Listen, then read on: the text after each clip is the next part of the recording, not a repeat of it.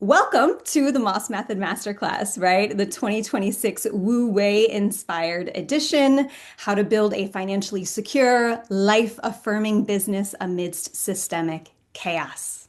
I'm Eden, and I'm a holistic business teacher and coach. I'm a trauma of money facilitator and a digital marketer. And for the past 12, 15 years or so, I've helped purpose-driven people, therapists, birth workers, farmers, herbalists, coaches, consultants, folks doing some of the most healing, regenerative, raddest, coolest work in this world, build actual profitable, sustainable businesses without burning out and without selling out without compromising their values, right?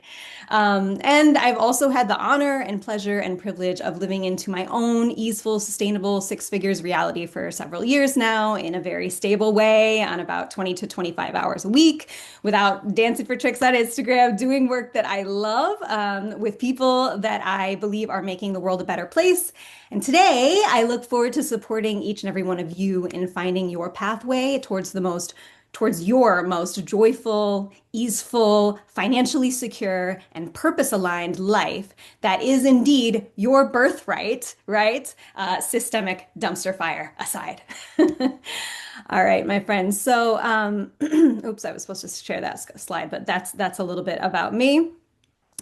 So where we're at right now, right? So it doesn't take a predictive historian to see how this country's systems, which for the past century or a little bit more has served as this shining example of what a developed nation looks like, right? An economic superpower.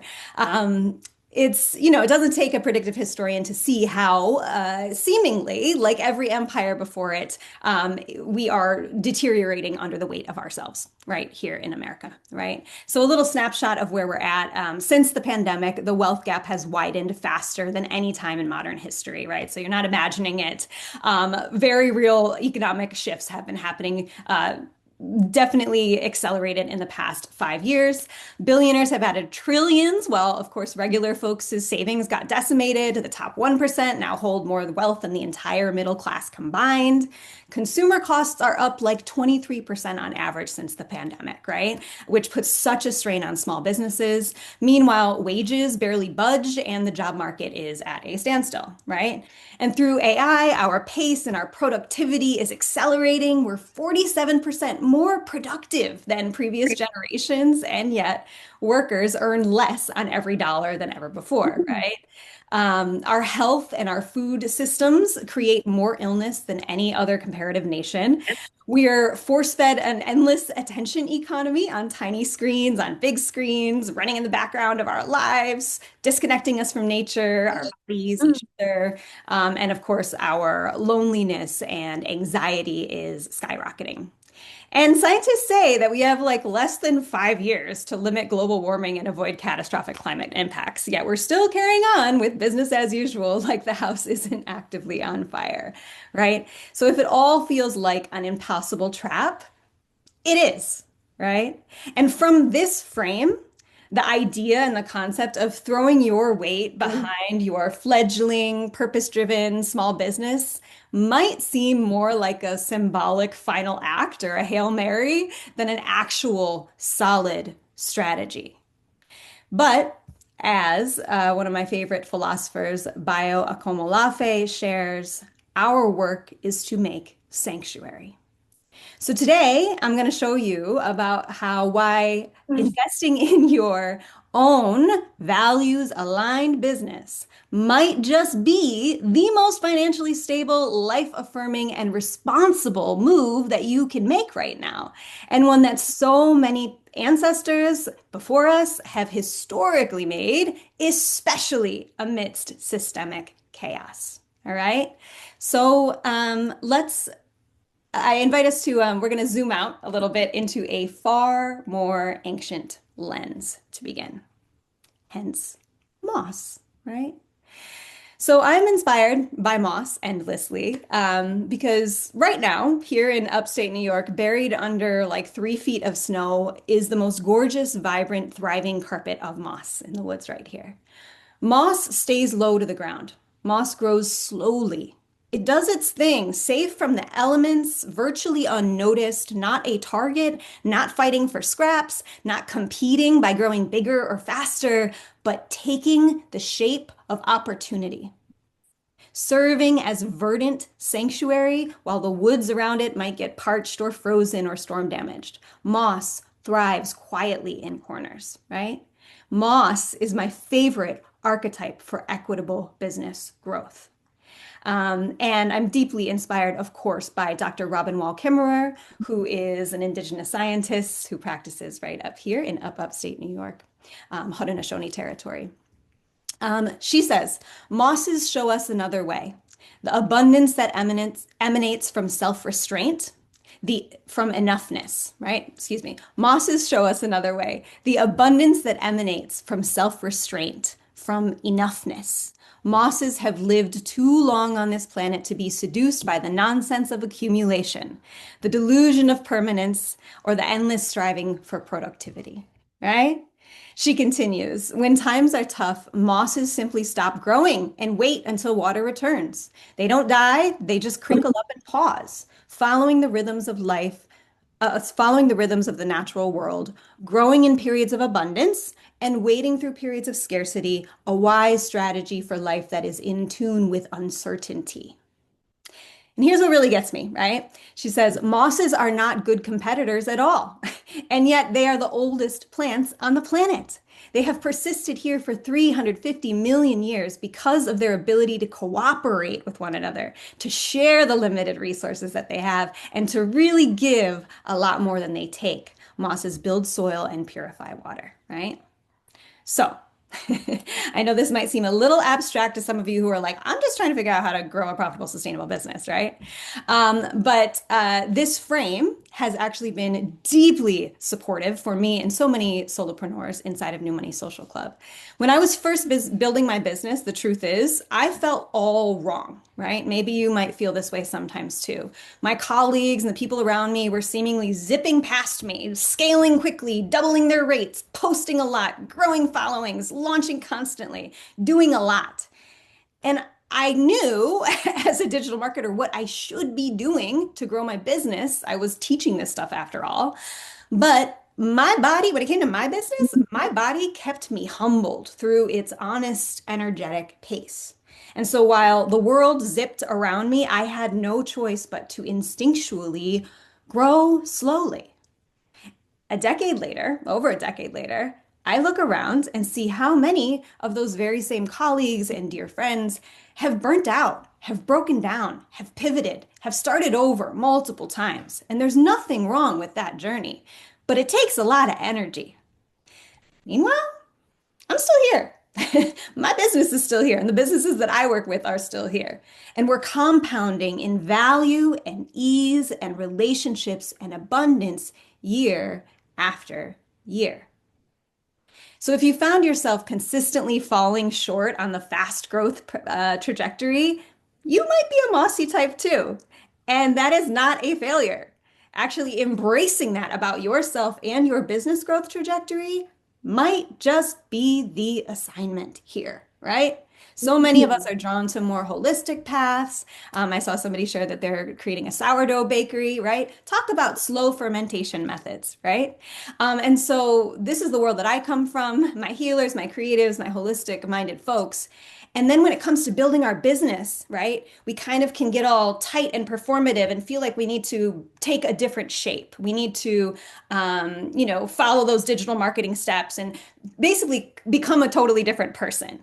And that might work for some of us. We all have growth edges, and I encourage you to be open to yours. But what I want to communicate here today is that the truth is, what I'm going to share of what has helped me and so many other solopreneurs actually be on that path towards profitable sustainability, towards ease and abundance, is not some new framework you need to learn as much as it likely is a permission giving and an allowing and a remembering for some of these inner ways of knowing that you've already picked up along the way that has already guided why you're making sourdough bread in the first place, right? Why you're offering a holistic health approach in the first place, right? So as Bio Akomolafe also says, the times are urgent.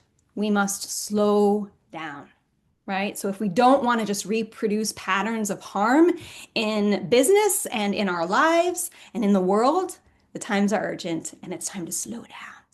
Okay, and then the final ancient framing that we are walking into this masterclass with, right, is the Taoist concept of Wu Wei, right? So, full disclaimer, totally not a Taoist teacher.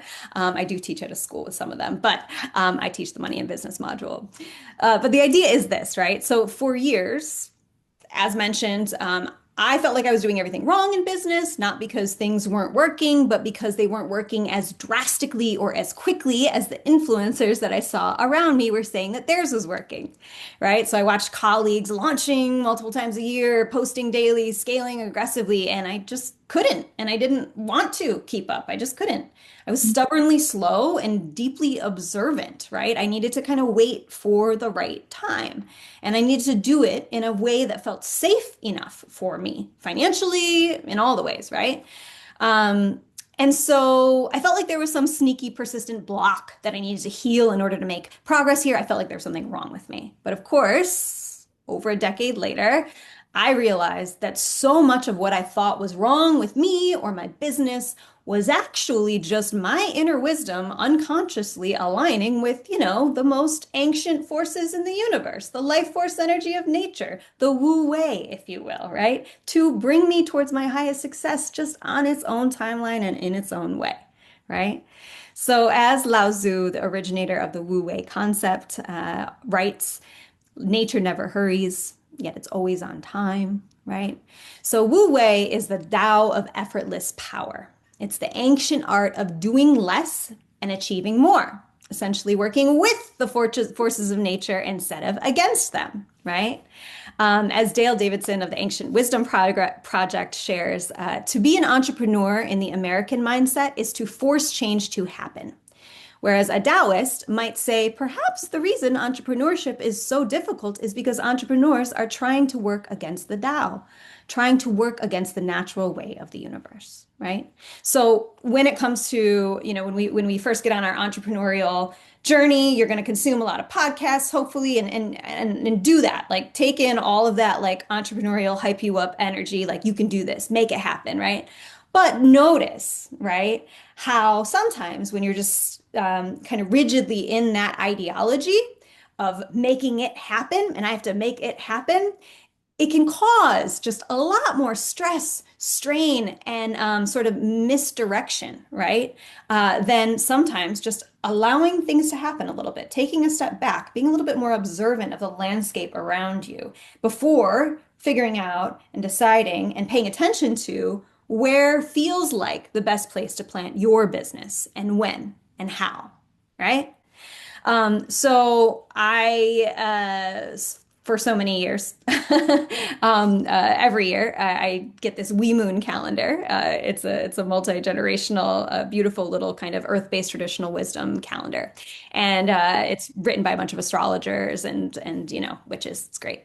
But for 2026, right, the theme is full circle, and I was reading, and Wu Wei was really, really like I was like, yeah, this is what I'm teaching in many ways, or this is what it feels like the way in business and money making in the equitable way, right? And I read that for 2026, their prediction, what they offer was whichever sign Pluto occupies, it brings evolution beyond the current paradigm. And Pluto is apparently occupying a lot in 2026. So anxiety over an unforeseen future is a waste of energy. Chinese philosophy teaches us the concept of Wu Wei, allowing action to happen through inaction. The future will reveal where our best actions belong, right? And so, if a part of you right now in this moment with so much going on out there is like hesitating or pausing, not yet clear on what your next move is, but simultaneously feeling the pressure to do something, to make money, to launch that business, I just want to affirm exactly where you are at. And there's a good chance that like a wiser part of you is in that observation mode, right? Taking in the landscape of kind of chaotic change and waiting for the shape of your opportunity to reveal itself rather than making it happen. How can you be in deep observation of what is happening and allow your business to be a solution within that landscape, right? Um, so you're not just barreling forward with some egotistical agenda, which is likely somebody else's version of what success looks like. I'm going to make, $200,000 in 2026, and that's that, right? Um, that's often, yeah, just some superficial or somebody else's version of what success looks like, that doesn't actually fit your terrain, right?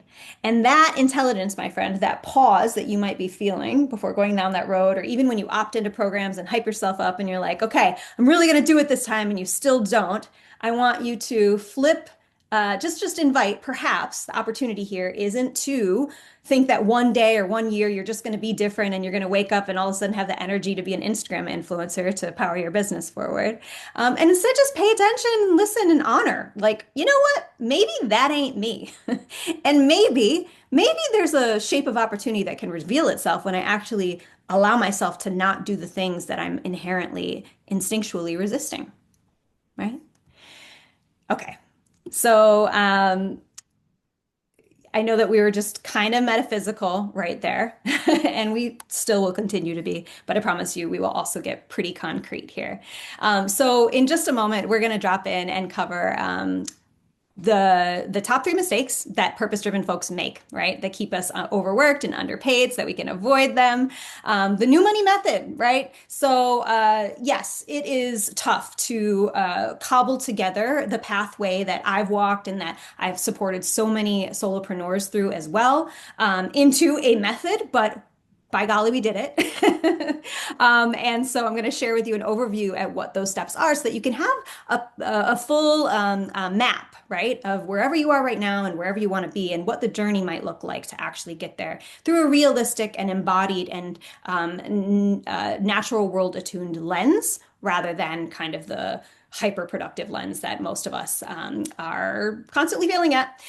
And then also, I'm going to give you some clear instruction and invitation of if this is resonating with you, if this feels like the right type of medicine for your business, your life right now, how you can join New Money Social Club and benefit from having even more support and accountability on your business building and equitable money making journey. And also how to take advantage of that slide is wrong. It's a 60-minute one-on-one coaching session with me for free, which I will share the details for in just a minute. Okay, but first and foremost, who am I and why the hell should you maybe trust me? So I'm Eden, and I grew up working class in a post-industrial village of about 3,000 people in upstate New York, the cold part, not the cute part. It was economically, culturally, spiritually depleted, and from the time I was born, I kind of came out the womb like looking at the world sideways. I was like, oh, like this racism, inequality, environmental destruction is not my thing, right? All that said, even though that was the landscape, I was fortunate to grow up in a household that didn't have a ton of money, but we did have culture, we did have kindness, we did have community, and it was a sanctuary in a sea of closed-mindedness around us, right? And while I can't get behind the kind of dominant ideology of the broader culture that I grew up in, many things are true at the same time. And the truth is that my village also produced some of the most kind-hearted, salt of the earth people who will shovel your driveway before you ask, who will leave excess zucchinis and blueberries by the roadside in the summertime, and who remain some of my most solid friends to this day, right? Further, that culturally and spiritually depleted land that I grew up on actually held immense cultural and ecological value. So I grew up on unceded Onondaga territory. The Onondaga are one of 6 nations of the Haudenosaunee Confederacy. They are known as, outside of themselves, as the Iroquois Confederacy. So you might have heard that name before. That's not what they call themselves. But the Haudenosaunee are the oldest living participatory democracy on the face of the earth. And they shaped American America's concept of democracy. They shaped the early suffragettes' concept of feminism. And of course, both of those facts are way underknown and undertold, and that's why I tell them and I share them. My relationships and my access to Haudenosaunee friends, culture, worldview, philosophy has shaped and continues to shape my approach to economics, to purpose, to business building, to money making, and to worth. And so I give thanks to them to start. Back to my household, right? So I grew up working class with poverty literally right next door and right across the street. My father in our household was the breadwinner. He managed chains of gas stations growing up, and although we have a amazing relationship now, he's one of my favorite humans on the planet. Growing up, he was always working or stressed about working, right? He wasn't really there. Money was always the biggest source of stress in our household. My mother, on the other hand, she was the life force energy of the household. She did all the cooking, the nurturing, the child raising, the gardening, the healing, the house tending, the art making, the vibe sending, the community caretaking, all the most important stuff in life that isn't valued in dollars and cents in our society. She also worked all the odd jobs. She was a school bus driver, she was a waitress, she was a glass engraver, she was an engraver, she was a mail carrier, a florist, a farmer's market worker, a childcare provider, a holistic health practitioner. I knew and I know deep in my bones how vital and valuable her work is, but economically, I saw how disempowered she was. My father made the money, so he ultimately controlled the purse strings. Money was always tight, and every financial decision, whether to pay out of pocket for my brother's chiropractic work or for his severe scoliosis or splurging on organic produce in the 90s to try to nourish her kids the best way she knew how, had to pass through him.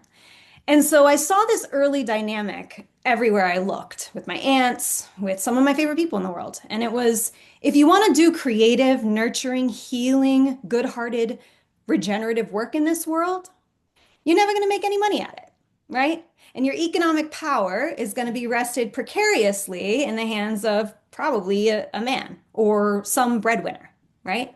Or you're going to have to become the breadwinner yourself, right? And if you want financial stability, you got to just swallow your purpose and your values, and you got to just put your head down and work and be practical and get a job that you can endure and be grateful for what you get, right? Be satisfied with the occasional annual trip to Disneyland or a cruise or something and the ability to maybe retire one day.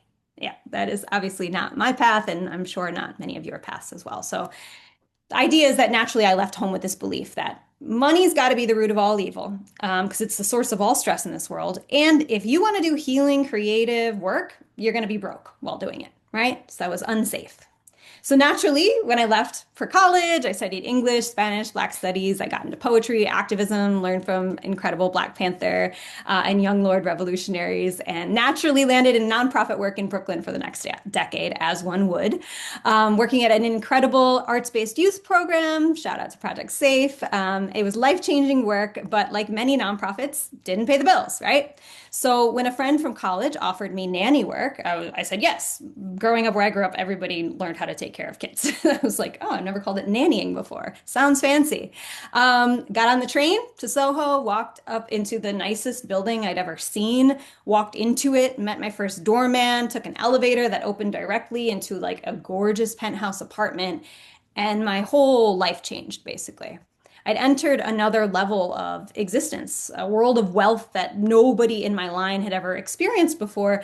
And I, quickly became their primary nanny and then private chef. And for the next several years, I worked for wealthy families in New York and in the Hamptons, which was amazing pay. It was amazing to do nurturing work and get paid really well for it. But, ultimately you're a servant for the super wealthy. So I knew there was a limit on how long I could do that for. But here's what happened during that time that was really important for me and my money journey is that in the years that I spent portaling between those two realities, the haves and the have-nots, basically, because during the week I'd work with kids and communities that were experiencing, intergenerational poverty, and I would be living in Brooklyn with my social justice-oriented broke friends. But then on the weekends, I would take the train to the Hamptons and live a completely different lifestyle immersed in wealth, right? And portaling between those two worlds eventually, forcibly dissolved a lot of the harsh binaries that I'd held about the two. Truth is that it's hard to believe that all rich people are greedy and money is the root of all evil when you're literally like helping raise little children and you genuinely actually love the family. When you're feeding multimillionaires, right? People I'd previously regarded as these shadowy figures, and you realize they're just people.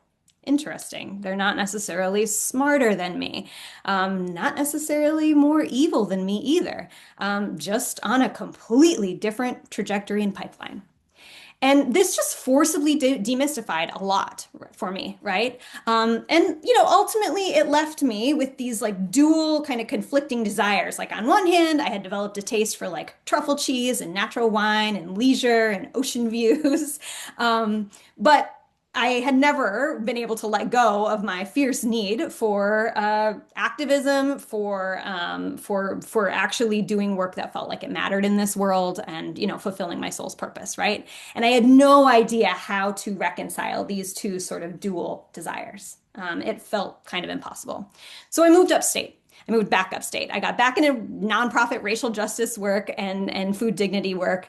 And it was in my late 20s. And I found myself broke again, right? Doing deeply values forward work, but in a community where you win by being the most radical and broke. You couldn't have money or ease because who are you to eat up all that privilege? The only way to belong, essentially, was joining the cold, broke, miserable struggle with all your nonprofit friends, right?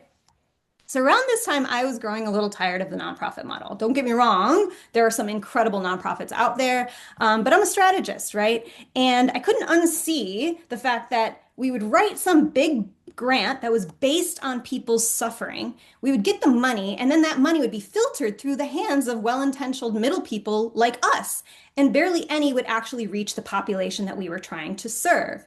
And I kept thinking, if that money just got to them directly, they'd have economic sovereignty. Like there would be real change here. But as my colleague, Jamila Sekiera, shared, they don't trust us with money. So I grew curious. Is it even possible to work outside of the nonprofit model, right? Is it possible to have a super values driven business and make good money at it, right? And I sat there at the altar of this question, and I still am here at the altar of this question. And what I can share with you today is that over the years, I have seen and experienced dozens of people who have proven that that is possible, right? And the way that we get there is ultimately at that moment, I just started saying yes to partnering with everybody around me who needed help, whether they were yoga teachers, farmers, herbalists, doulas, anybody who wanted a new website or social media work or money mindset work. I'm like, let me help. Let me figure out if this is possible.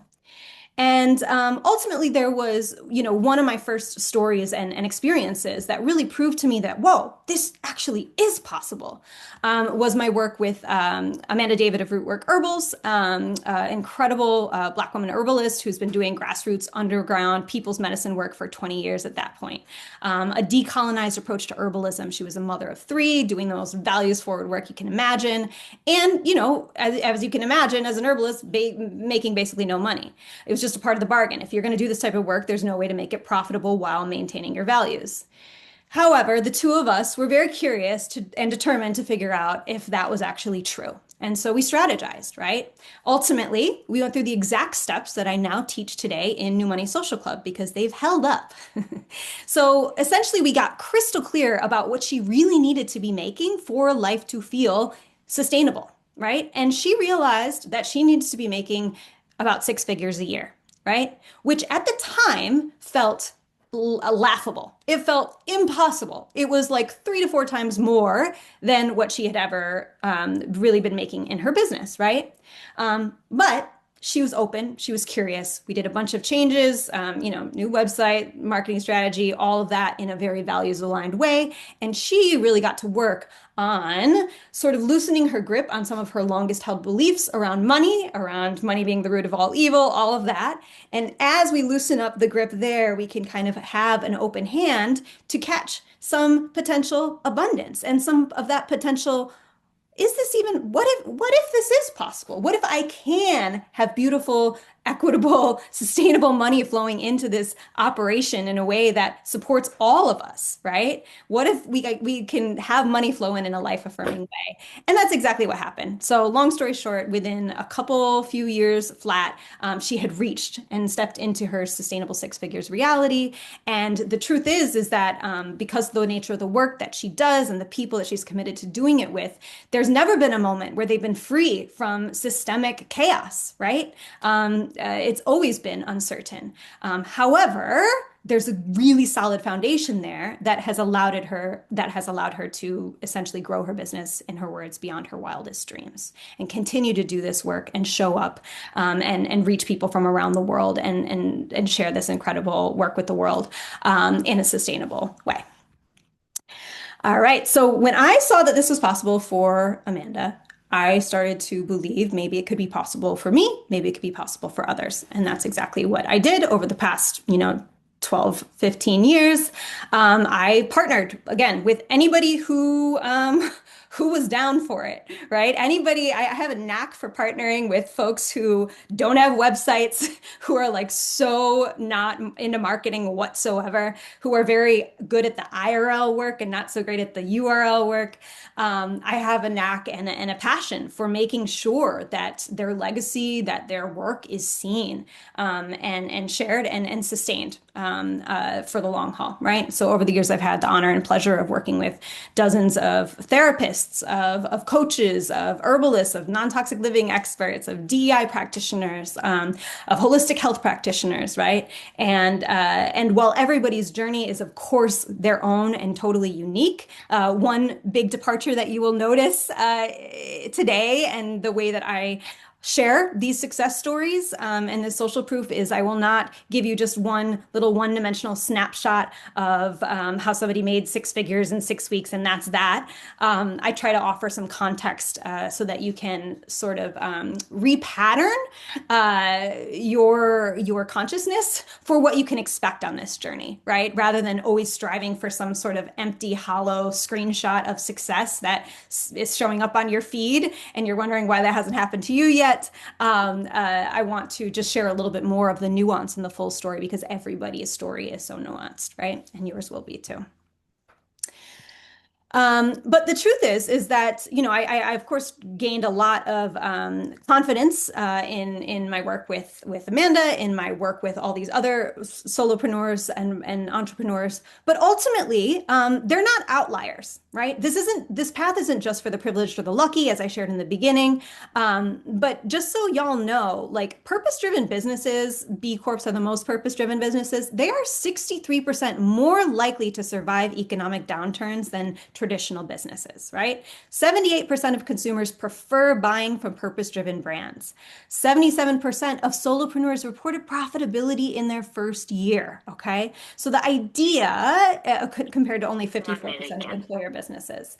So yeah, the idea is that it's actually like the data shows that your inclination to build your business in a purpose-driven way actually will be your competitive advantage, actually will be what allows your business to be resilient, especially during economic downturns, like maybe the one that we're in right now. All right, so if everybody could just take a peek at their mute. So sorry, I tried to make sure we were muted. Okay, cool, perfect. Okay, so just so we can kind of clearly see this, and little nuance here, I'm contrasting the old way with the new way, but the truth is that the new way is actually the old way. Because this way of being in terms of creating profitable, sustainable, life-affirming, values-aligned businesses, sorry, I'm just muting folks, is actually quite ancient, right? So, but just so we could see it, right? The old way, the conventional paradigm of how to build and grow a business, this is likely what we've all sort of been exposed to. This has been the template of what we've seen that we've had to kind of measure up to, right? And this is conventional business building way. This is the old money way. This is the business as usual way. And that way is endless growth at all costs, right? So there's pressure to 10x your business, to scale to seven figures, to double your prices, while enoughness perpetually remains out of reach, right? You grind now, you celebrate later, but later never comes because the goalpost keeps moving, right? The old way, essentially the holy grail of success with an old way business model, which is actually, still purported by a lot of folks on your Instagram feed, I'm sure, is the passive income fallacy, right? So the holy grail of business building is to just build a funnel, to automate everything, and that way money can just flow in while you sleep. And you can let AI write your content, and you can replace your team. And the more tools you use, the less you have to do, and your business just becomes this machine that runs without you. And I get why that could sound appealing and why in our most vulnerable moments we might be like, oh, yes, please give me that. But you can also see how it might feel kind of remarkably similar to like some really toxic models of business models, if you want to call them, i.e., like slavery. But also the fact of the matter is that passive income, as any responsible entrepreneur who's actually out here making money will tell you, is not a thing. Okay. There's more passive income for sure. There's certainly ways to make sure that money is flowing in while you sleep in a more passive and scalable way. But to have something to be kind of reaching towards this holy grail of one day having your business just be totally passive. Unfortunately, even machines need upkeep. All right. And so I've built so many passive funnels, and I can tell you that none of them are actually passive, unless you're like a total digital marketer wizard, and that's 100% what you do. The old way offers hyper productivity as a value, right? So batch content for 6 months, show up daily on 6 platforms, quantum leap your income in 90 days, launch 5 times a year. If you're not constantly producing, you are failing, right? The old way is individualistic, it's extractive. You are the guru, you are the boss babe, you are the CEO. You build a team so you can leverage your time and you outsource what you don't want to do. And success equals how much you can extract essentially from other people's labor. In the old way, limitations are seen as failure. You have a chronic health issue, you have a kid, you have a parent to take care of, you can't show up on video daily, I'm sorry, any of those things, like you must have, it's a failure. Right? If you feel like, you're just not the type that can show up on video daily, then that's a visibility block. If you're not at 6 figures yet, you must have a money mindset issue. If you need time off, you must not be committed enough, right? Yeah, I'll get into a different way in a minute, but in that way of that Moss method way, right? Moss takes the shape of opportunity. Right? And so the idea is that we thrive within limitations. So limitations are not failures, right? Like actually, when I had a kid, that was the first time that I was able to finally stop undercharging, when I was able to I was kind of forced into charging more per hour spent in work with these limitations. We'll get more into that in a minute. Overnight success is hailed as the standard in the old way, right? So we should be at 6 figures in 6 weeks. We see Instagram screenshots of Stripe deposits. Everyone else, it seems, is scaling really fast. And so if you're not, there's something wrong with you or your business, right? And also in the old way, success is kind of looked at as this like pass-fail exam, right? There's pressure to hit like a home run straight out the gate when you're first launching your business. And there's this belief that practice and performance and perfection will earn your right to success. Also in the old way, we have excess is what success is, right? So inevitably, subconsciously, we are striving for multimillionairedom and billionairedom. Extreme excess equals safety and success, right? That's kind of the track that we're on if we don't hop off of it, right? And so alternatively, this other way, this way that I've been walking and that so many solopreneurs that I've worked with over the years are also walking, and the way that likely your intuition has been telling you to walk to is the new way, the new money way, the Wu Wei, the Moss method way, if you will. And so this way prioritizes business growth alongside life, not instead of it, right? So you design your business around your actual life, your toddler's nap schedule, your chronic illness, your caregiving, your creative seasons, not the other way around, right? So your limitations become your competitive advantage. In the new way, passive income is a myth, but compounding is real, right? So everything takes energy, every funnel needs nurturing, every evergreen course needs updating. There's no set it and forget it, but there is work that compounds, right? So an email that you wrote 2 years ago that still brings in clients, right? A workshop that you taught once still gets recommended again and again and again, right? That one piece of content has actually served you for the entire year. That one masterclass actually serves you for the entire year. Compounding in ease, in value, in relationships, right? The new way, the Wu Wei, is bio-individual. So we don't find success by following anybody else's proven system. It just ain't gonna happen, right?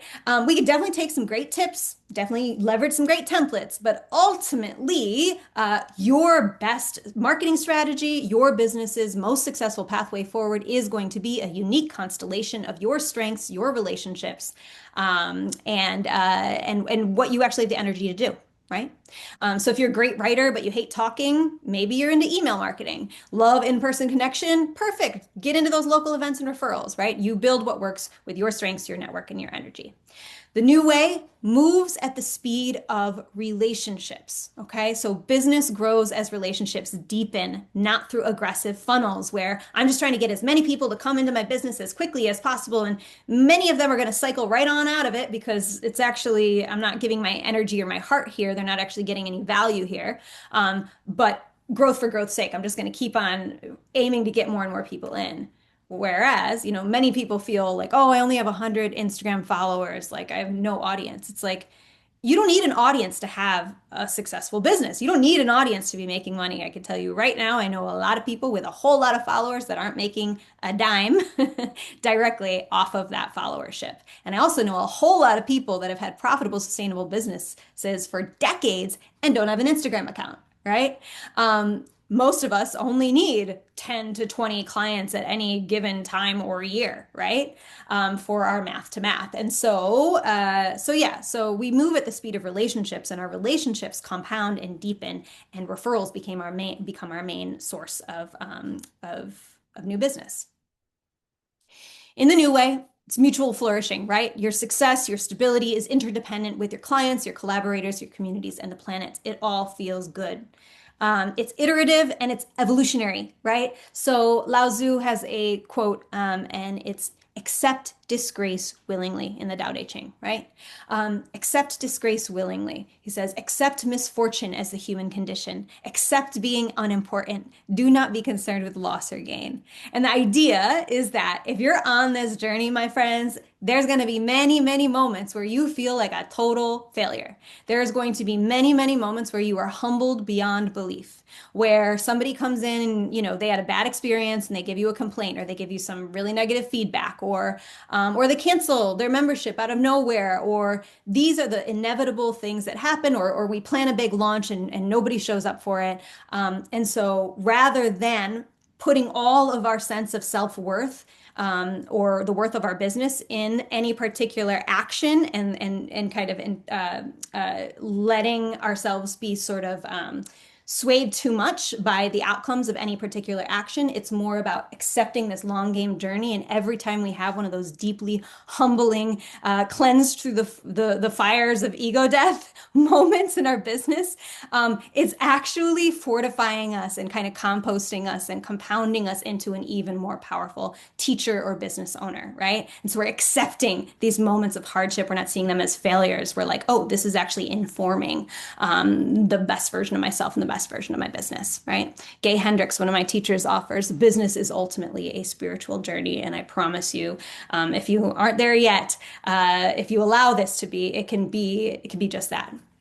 Okay, now I have two asterisks on these last two really important points because they're so important. I think really defining about what this Wu Wei, new money way, way that you likely know in your bones is really all about, right?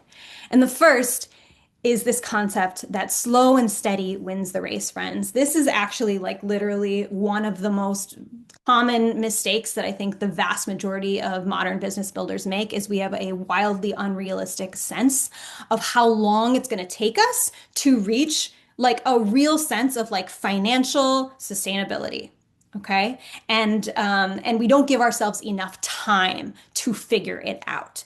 Every single business, it doesn't matter if it is the most perfect business model on paper in the world. Every single business, the moment you go to make that a reality, so it's has real people and real money flowing through it, is going to be an inevitably humbling journey that we call product market fit. All right. So it just takes time to work itself out. And it's something that we only have partial control over. Businesses are ultimately relationships, right? And so we have to let other people uphold the other end of that relationship and see if they want it and see what they want and see how much they want it for and how they behave with it and how they work with it. And our business is the relationship between what lights us up and what they want to pay us money for. And that just takes a little bit of time to reveal itself. Right? And to really be like, okay, that's it. Now I know what it is. Now I know who I'm here for. Now I know who I'm here to serve. And now I can really have my marketing so dialed in that every action that I take is just pretty instantly, it works, right? And the only way we get there is from that compounding effect and that humbling process that takes at least a few months, but often at least a few years. You can see success. Hopefully, you could see some progress quite quickly, right? Within a few months, right? But a big shift that people need to make is your metrics for success because you're getting bombarded with these Instagram screenshots of I just made $10,000 overnight or I had 100 people buy whatever. And the truth is that your first few months of launching your thing might look like I had 3 people buy.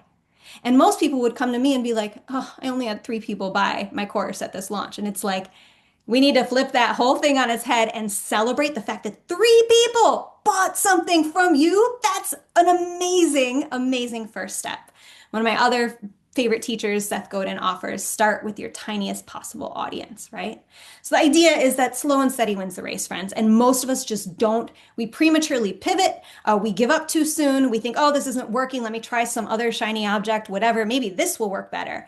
And, while we should be open to allowing our business to reveal itself, all this pivoting and kind of bailing before we even actually give it the chance to see the light of day ain't helping us. All right. So, what if, right? Notice what happens in your body and your mind and your spirit when you release yourself and your business from the pressure of whatever arbitrary financial big leap that you had in your mind on a really tight timeline, likely, which likely came from somebody else's brag that they made, right? What happens if you actually release yourself from that and instead allow your business to unfold and reveal itself naturally over time? What if you relate with your little baby business seedling, right? As you would tend to a plant that you love, or like you would care for a baby that you're nurturing, rather than looking at it and being like, why won't you grow? There must be something wrong with you, right? You can feel how this energy will burn us out real quick, my friends. But if you are in loving, nurturing relationship and you have the patience and the realistic sense of how long this very well might take to actually become your full-time gig, the truth is even if it takes 6 years for you to get there, the way that we do things around here is we step into our purpose aligned work. And that is a North Star. That doesn't really change too much.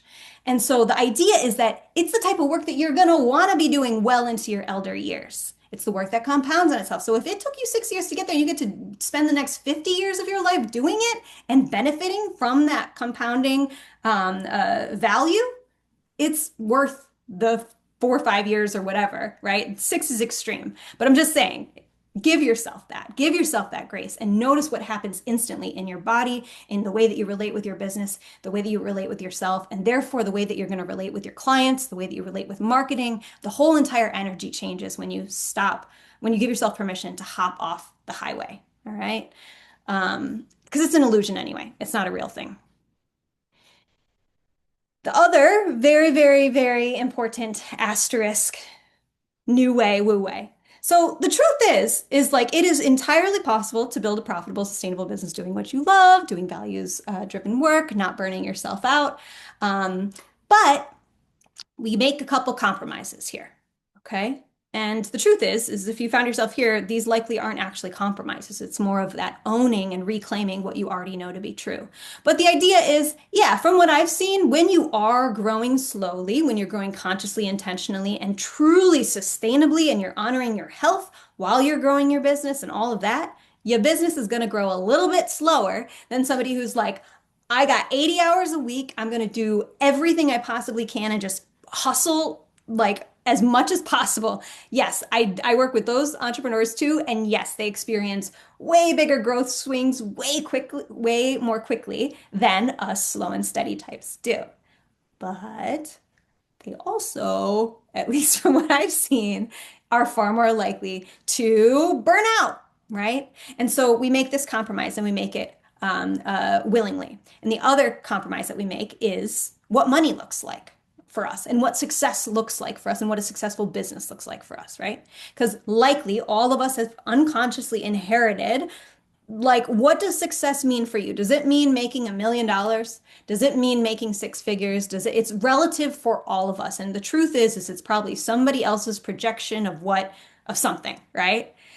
So in New Money Social Club, we start by giving you radical permission to reorient your entire business model and your entire business plan towards what your actual embodied financial requirements are, right? So not some number that somebody else said that looks successful or flashy or shiny, but literally what are your requirements for life to feel good?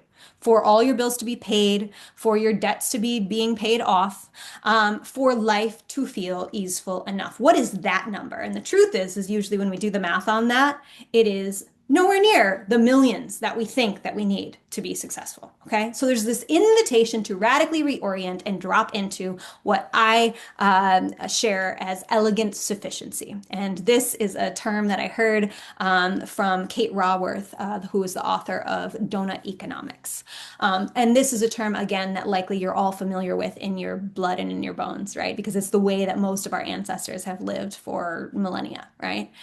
So this elegant sufficiency, this is the Moss way, right? It's inspired by earth-based traditional cultures. It's inspired by France's culture of sobriety or sufficiency, not alcohol sobriety, but energy sobriety. They encourage people to, in terms of their energy usage levels, like in the city of Paris, they ask people to practice sobriety around that, consciousness around that, and kind of like respectful boundaries around that, right? It's also inspired by Sweden's concept of lagom, celebrating not too much, not too little, but just enough, right?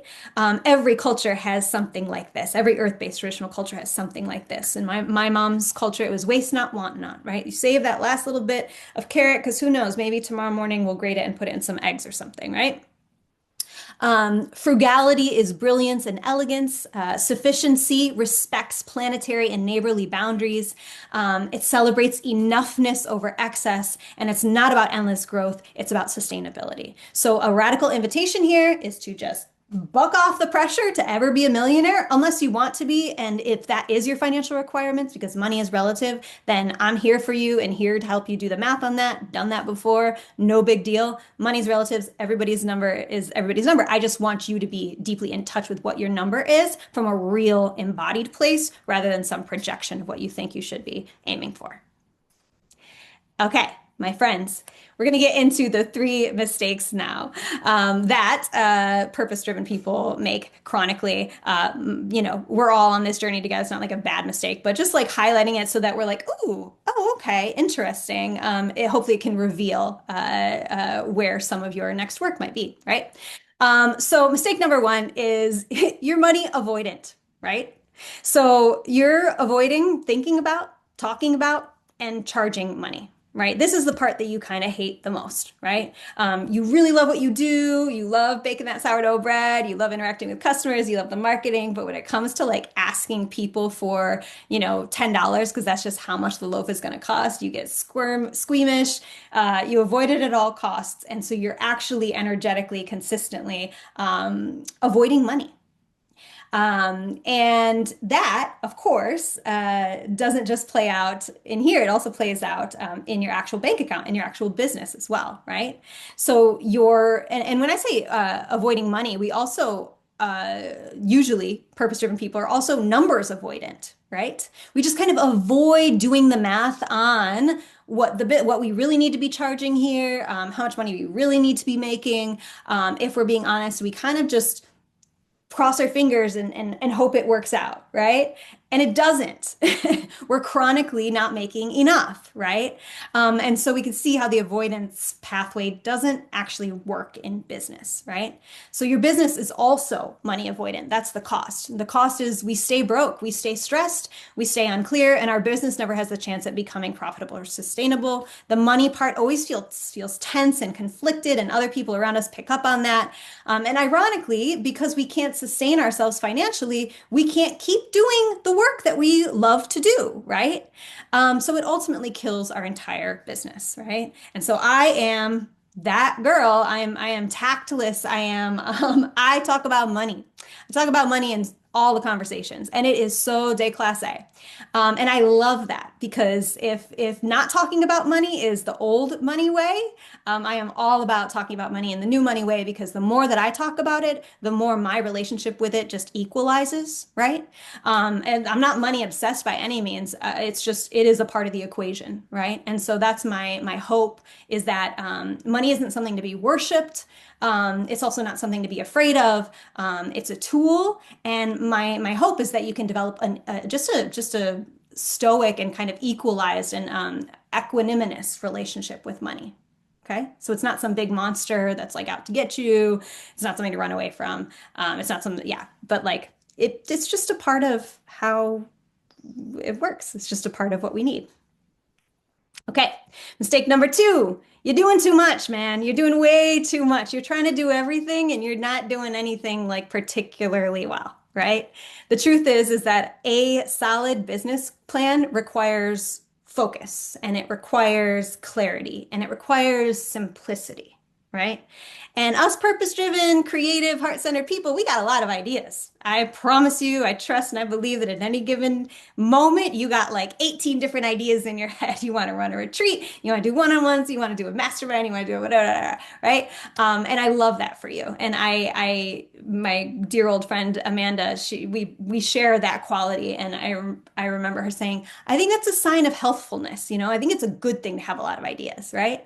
But when we try to sort of do them all at once, then of course we don't our business, the actual business model there that's ever going to ever give us that profitable, sustainable revenue, doesn't get the focus and the care that it needs to actually offer that to us, right? Because we're tending to like so many different things at the same time, right? So the cost is your business never becomes a real financially secure, sustainable career. You always are like about to launch something. You're always tinkering. You're always kind of waiting to feel ready. But meanwhile, you're likely working your ass off. You're scattered. You're giving a lot of energy away to so many different products for little to no money. And you're feeling a bit resentful and undervalued and overwhelmed and underseen and underappreciated for all of it, right? And so this is that blessing and a curse of being a creative person. And in New Money Social Club, you join the crew here. But the idea is I walk you through a process that allows you to elucidate, like, number one, allow yourself to in your life and your relationship with your business to be one big ecosystem. So it's okay if there's a lot of different things coming in. Having diversified revenue streams is a sign of healthfulness. That's not a bad thing. But the idea is you can usually only build one thing well at a time. So there's a sequence to it. And there's also an opportunity to give yourself permission to not monetize every single creative thing in your life, right? So for instance, I monetize my business. I show up to my business. And then in my free time, I do all types of things. I cook, I about to DJ a friend's wedding. I do so many things. I have so many, I'm very multi-passionate, and it's so beautiful when you release yourself from the pressure of having to think that you need to like monetize all of them or none of them, and literally have your business here that supports like one ecosystem of creative flow. The third mistake, my friends, is nobody knows you exist. This is like one of, yeah, definitely one of the absolute top mistakes is that usually the people that are doing the most incredible, beautiful work in this world are so busy doing that work that they don't have the time, energy, wherewithal, or hunger to like market themselves all the time, right? Um, and I feel you, right? So you're invisible because visibility feels a bit like selling out also because the ways that you see other people being visible, the way that you're seeing other people grow their businesses on Instagram, that sort of thing, you're like, ugh, it gives me the ick. I can't do that, right? And I feel you. I feel you. I feel you. This journey, which I love about marketing, is it makes us confront our cringiest parts. All right. And it makes us love up on them and get over ourselves, but also honor if we're just not the type who's ever going to feel comfortable making reels, all good. No big deal. There's so many other ways to be visible. And by the way, like 90% of the successful business owners that I work with do not get their money. Again, like I mentioned, they don't get their money from social media. They don't even need a social media account. They get their money and they get their new business from having an SEO optimized website. Or they get their money or they get their business from referrals, or they get their money or they get their business from a nice Google business profile. So the idea is that there's likely a very strategic and easeful way for you and working with your strengths to successfully market your business. And you're not doing it because you think that it needs to look some other way, that you need to be an Instagram star or something, or you need to be super salesy. And so you're just avoiding that as well. And so you're not selling anything, right? When we sell more, right? That's why people do it. So if you're not making any money in your business, I ask you, when's the last time you tried to sell something? Right? And that's usually the growth curve that we have to work with, right? So nobody knows you exist. Your ideal clients, they can't find you. The people who desperately need your work never get the chance to actually benefit from it. Your business never gets to come alive, never gets to be improved and informed by real clients flowing through it. And you never get to feel the catharsis of that resonance that happens when we actually share your unique POV with the world. So, New Money Social Club. This is what I created and why I created it, right? So when I was building my business and I was feeling like a total weirdo who was a slowpoke and like not growing as fast as everybody else and not doing anything right, and I had all these blocks and blah blah blah blah blah blah blah.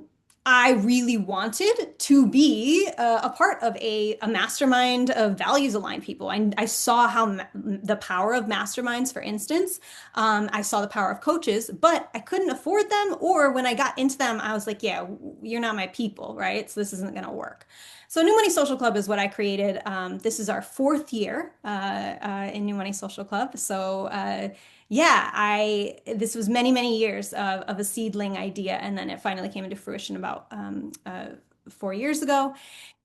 And it's the space that I wish I had and the space that I love to have now, right? So it is a no bullshit, step-by-step, tried and true roadmap for launching your profitable, sustainable business as somebody who does this still, right? So I'm not just a coach, just a teacher. I don't just share with you what works for me.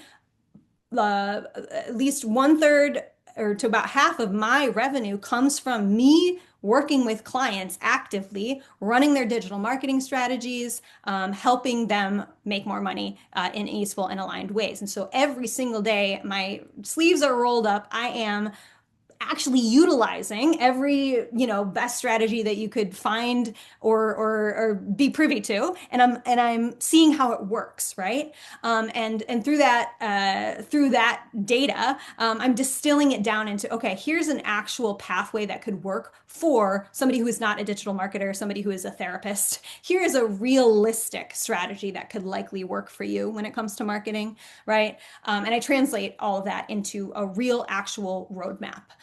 which I'll walk you through in a second. And it is not just a living roadmap, step-by-step program, passive course that you're going to buy and you're going to, process and then not actually know how to implement. New Money Social Club is a club, right? So it's active. So it also includes two monthly live coaching sessions per month and also a Slack group so you can be a part of a group of other purpose-aligned solopreneurs who are putting themselves out there, who are trying to grow their business, trying to work on their relationship with money, and it's in a values-aligned way, right? So this is what I've created. That shouldn't look like that. Whoops. Geez, that looked much better before I saved this. Sorry. But the new money method is broken into three parts, three steps, right?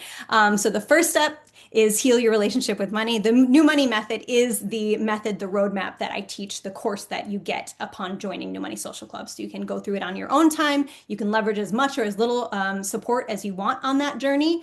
Your process is your process, but it's basically broken down into three parts. The first step is heal your relationship with money. Second step, align your business model with your values. And the third step is market yourself with ease and authenticity. I'm going to quickly show you how they work together, mainly to get that slide off the screen. So step one, heal your relationship with money, right? So here's the thing. Businesses are just reflections of our beliefs and values at any given time.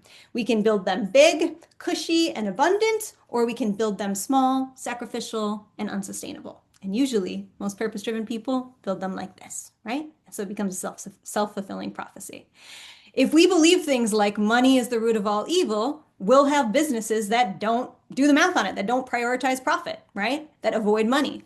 If we believe things like I'm just not good with money, then we will have businesses that outsource really important financial decisions, right? If we believe things like rich people are greedy, right? We will have businesses that turn away people who have money, right? Who want to pay us. If we believe things like nobody can afford it if I raise my prices, we will have businesses that ultimately don't charge enough for them to be actually sustainable. If we believe things like if I want to be successful, I'm going to have to work my ass off, then we will have businesses, you best believe it, that are precariously balanced on our ability to consistently overwork, right? So you could see how all those little dark cornered beliefs that we're kind of currently still holding are businesses like this. What's the word? Like a projection on the other side of that, right? And so when we shift things internally, the business shifts as well.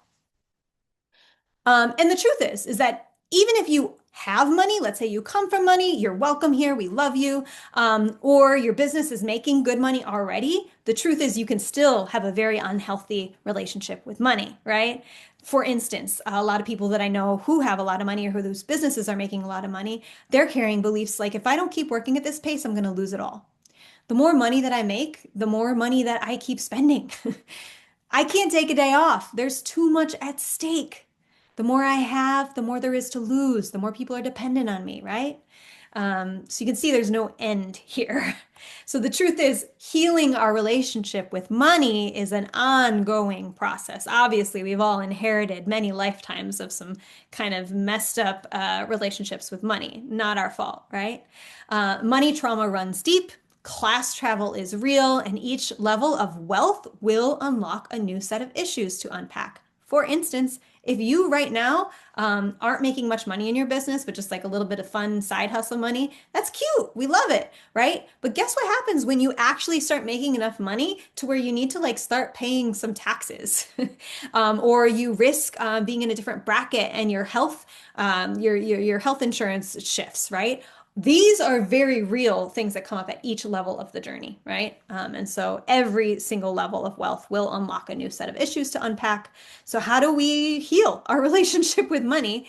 It's kind of like any other holistic journey, to be completely honest with you. But over my lifetime, I have been really fascinated with this equitable money-making topic, and I have read every book that was the most values, like had that values alignment filter on money, on money making, on business building. And I'm a Trauma of Money facilitator. Trauma of Money is an incredible, beautiful program started by Chantel Chapman. Anyway, how we do it over the years, I've gathered the game changing, like sequential lessons that really, really worked for me and that I come back to and that work for my clients. And that is what is in New Money Social Club, is a curated process basically of healing your relationship intentionally with money. So, yes, we unearth our earliest stories about money. We examine our beliefs, behaviors, identities, and values. We adopt new values aligned stories. We create a weekly money counting ritual. We repattern towards abundance. We step into our zone of genius so we can work less and earn more. We align our pricing with our values and our financial requirements. And we create, ultimately, the output is we create a profitable, sustainable business model that, at least on paper, works before we even really put it out there.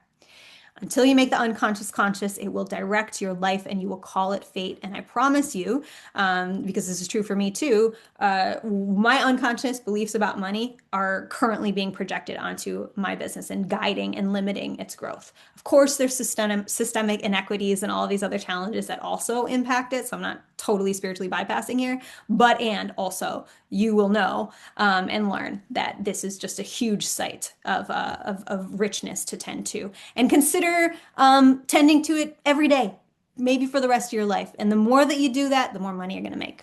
All right. That's what Paula did. Polly Juanite is just one of my, I just love this quote. And I just love the shape that she's taken as one of the most values-driven people I've ever met in my life. Like one of the most activist-y types you could ever meet, who was so practiced at asking for the very least, at making kind of just enough to get by and giving like a massive amount of energy towards the world every day. She said, Eden was pivotal in helping me see that I could run my business without stomping on my desire to put people over profits. She ushered me with grace to a place where I no longer felt the need to diminish my worth in order to help others.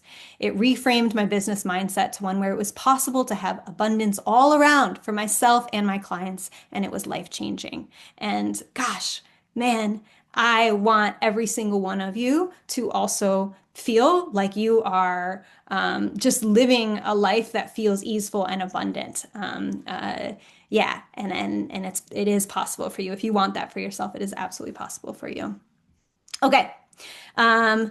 This second step, align your business model with your values. This one's crucial. When I say values, I mean your ethical values, your financial and energetic values, and in business, we talk about your unique value proposition, your ideal client avatar, and your minimum viable or valuable product, right? So this step, after we kind of go through the foundational healing your relationship with money stuff, now you are in a place where you can actually create a profitable, sustainable business model because you've cleared out some of that money baggage that was previously blocking your best business model, right?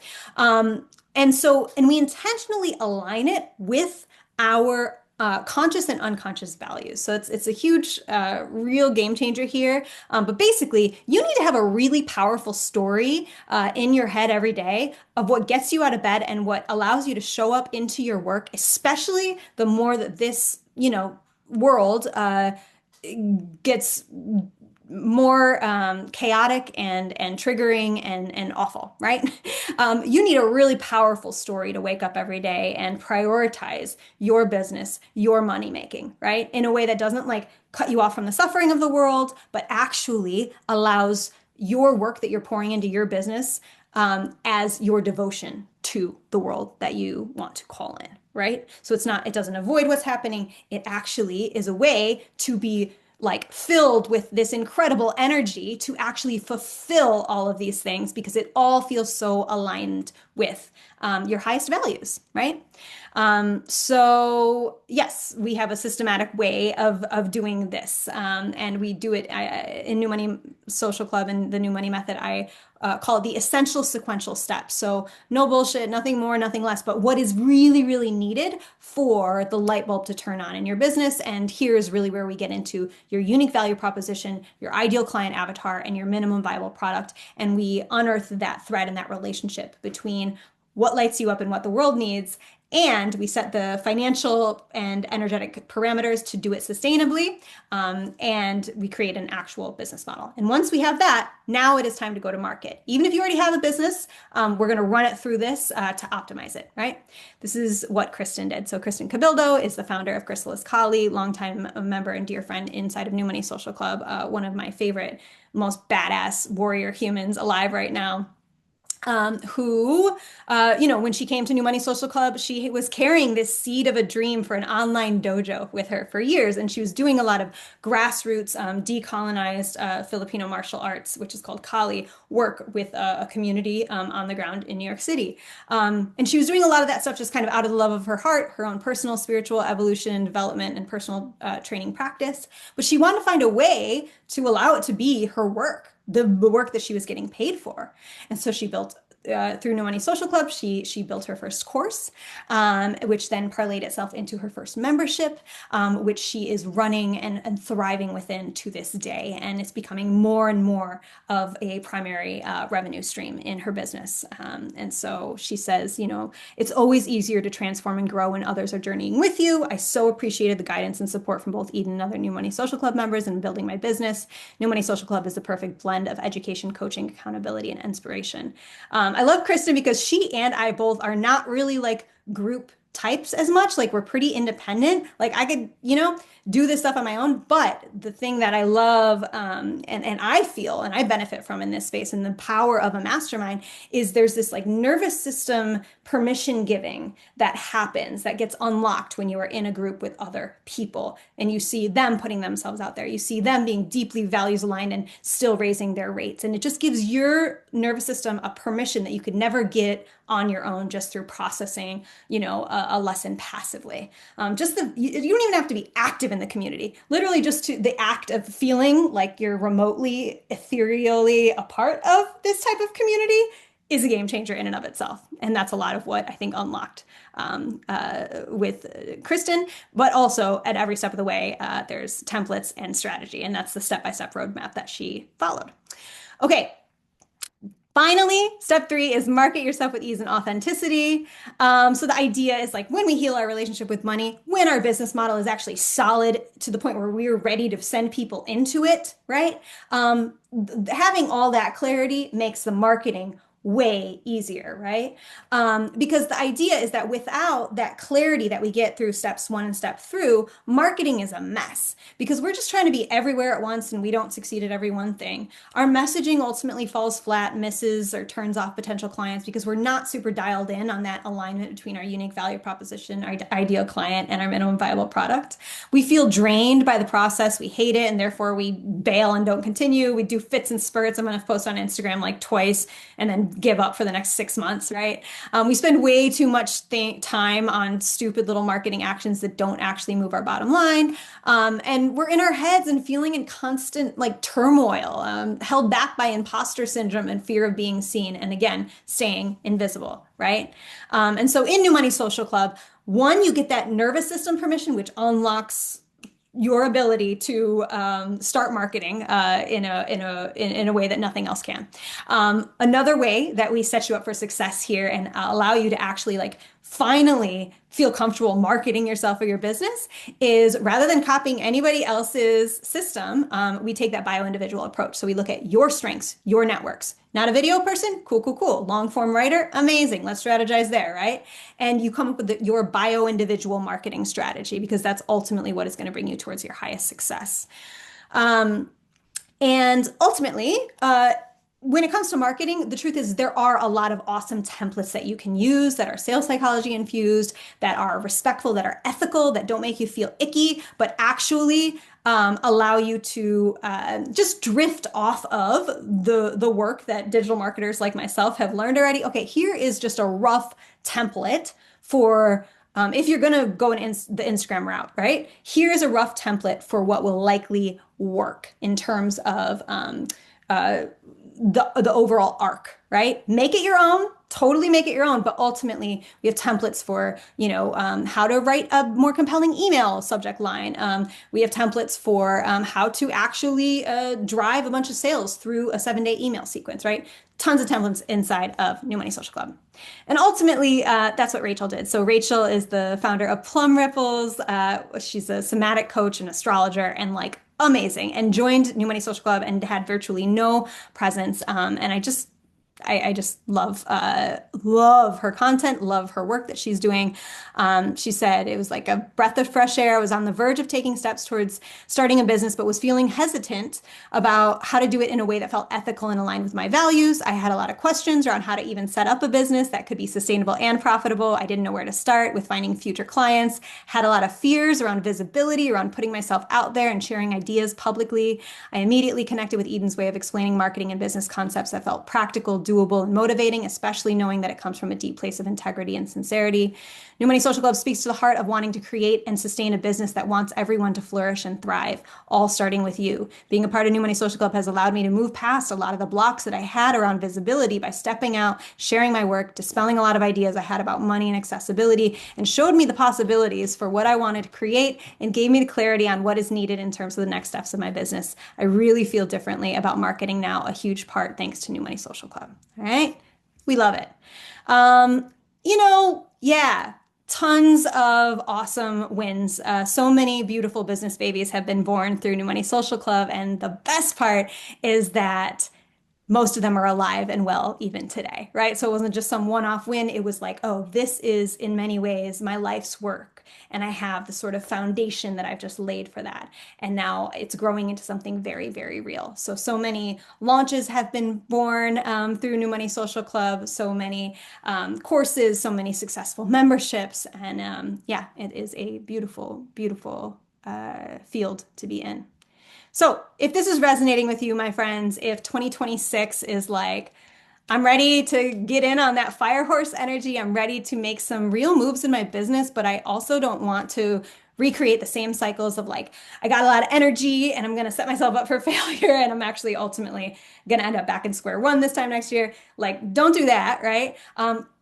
Allow that energy to flow into you right now, allow that excitement to flow into you right now, and set yourself up with the conditions to do it sustainably. Okay. And if that is your vibe, here is a bird's eye view of what you get when you join New Money Social Club.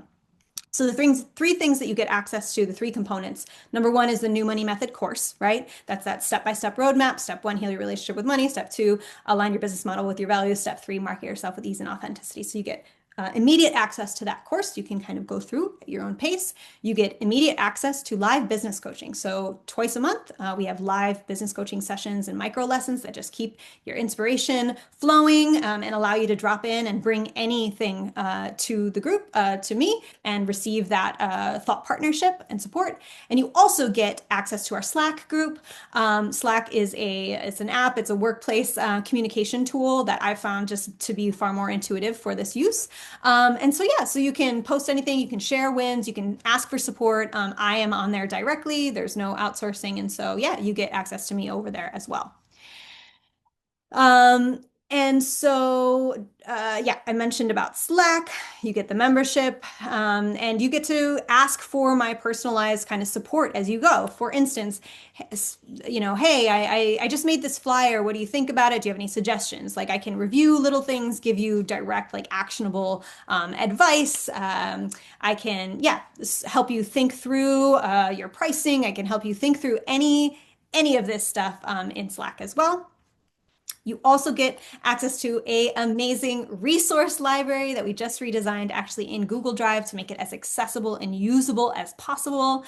And so these are just game-changing templates, resources. It's like somebody just was like, this is like a Bible of money and mindset and marketing and business building gold.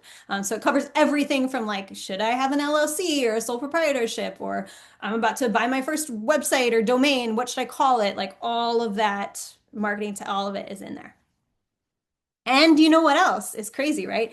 I actually allow you to cancel anytime, right? So while, especially the offer that I'm gonna, present to you in a second, I encourage you to think about at least a 3-month commitment. The truth is if you're not getting a ton of value in this space, then I'm not either. And so I have a very generous cancellation policy in that you can cancel anytime. No big deal. All right. And so the offer that I have is for the first 10 folks, if you're feeling the call, feeling the vibe, and you're ready to join New Money Social Club for $97 a month, right? no long-term commitment. You get access to a free 60-minute one-on-one coaching session with me to help you kick off your journey in a really, really robust and clear way, right? That's like a very, it's like a $375 value. Yours free, just by taking action sooner rather than later, right? So we officially kick off our next season of New Money Social Club next week. And so you have a little bit of time to think about it. But if you're feeling the vibe, I encourage you to pay attention to that and go ahead and book. I'm going to go ahead and just drop the link to the website in the chat if it resonates with you. So you can take that action and secure your free one-on-one 60-minute coaching session right now. So just some final affirmations here. I really loved this little Slack message as well. There's so many things I could say. This was from a beloved somatic therapist. Bottom line, my business wouldn't be where it is today without Eden. In 1 year's time, I have completely transformed a story I'd been stuck in for years. Eden's new money method was the only way for me. I needed both a smart, firm, strategic presence and a gentle permission to pause and sense into my authentic truth as a new entrepreneur who also craves a life worth living. Eden is the whole package. I do what I can. But really, ultimately, so much of the magic is just in this group format. And of course, drifting off of the wisdom from these ancient traditions. Okay, my friends. So just to give you another peek at kind of the level of back and forth that I give with folks on Slack, and some of the wins and the reflections of how this space is valuable to a lot of the people in New Money Social Club. Just sharing a couple final screenshots. No matter what you do, my hope is that you feel a sense of empowerment, that you feel a sense of hope, that you feel a sense of courage in that this is possible, whatever dream seed of a business idea you have inside of you, that it is entirely possible. And we just need to do the math on it. We need to kind of work at those levels that I, was sharing and that are, of course, shared explicitly in New Money Social Club. But it's entirely possible, right? And not only possible, but I believe it is our duty, our responsibility in co-creating a world that we actually believe in, right? To set ourselves up to do this work sustainably, right? To set the financial and energetic conditions to actually allow this work to come through us that wants to come through us and do it in a way that's sustainable, in a way that won't burn us out, in a way that doesn't abuse others or the environment. And all of that is possible in that mutually flourishing model. So yeah, my hope and my prayer is that you give yourself permission now more than ever as the systemic chaos ramps up, invitation to focus in and down on your own business and making sanctuary for yourself, for your family, for your community, for the people that you're here to serve. Ultimately, little people doing little efforts is the only way that the world has ever changed. There's a much better quote about that. But yeah, give yourself full permission to focus on your business and take it